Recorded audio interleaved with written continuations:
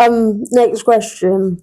When you have meetings about our support or when you write new rules, how will you guarantee that our actual voices, feelings and ideas are used and not just written down and ignored?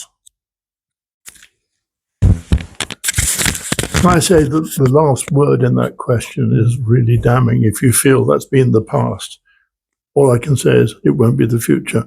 I think we've covered it to a certain extent in saying that every document that comes to us, which is policy or even just about ability, what's happening, performance, we expect to be hearing what your experiences are like and what your views are. So they will not be ignored.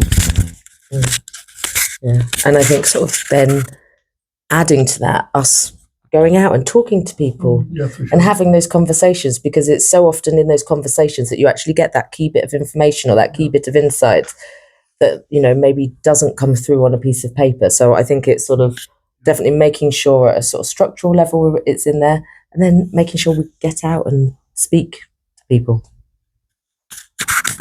Yeah, probably following up on from what Hilary said, I think there's some really good examples out there of schools and settings doing exactly that, listening to voices really well, using that to improve. And I think there's a lot we can learn from those examples. We're in a position where we can spread that word more, even more widely. So yes, it's about going out there, listening, speaking, hearing, but finding that really great practice that others can learn from that, and think about how best to use the information we have from our young people.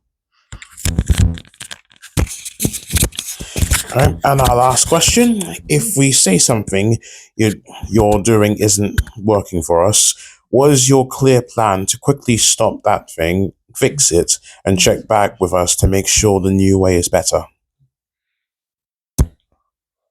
Gosh, I'm sorry, I'm only stopping because the only way we'll know is when you tell us. It just goes back to the whole communication, sharing, experience thing.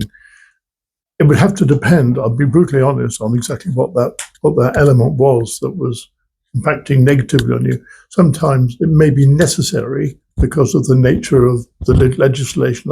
I'm just clearing things a little bit to say, of course we'll try our best to make sure the things that negatively impact you should be removed, but to make an absolute commitment would depend on the circumstance. I'm just being a little cautious of promising the world and not being able to deliver it.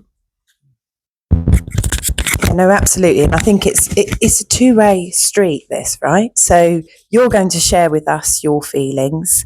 We would discuss that with the partnership through, if it's at that level, or if it's at a school level, we'd speak to that school, speak to those people that are involved, and then come to a solution together to the problem.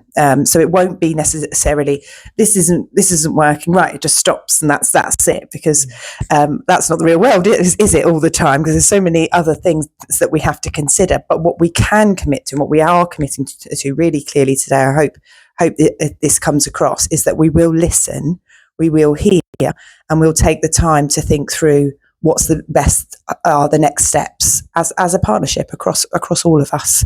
That commitment really is there.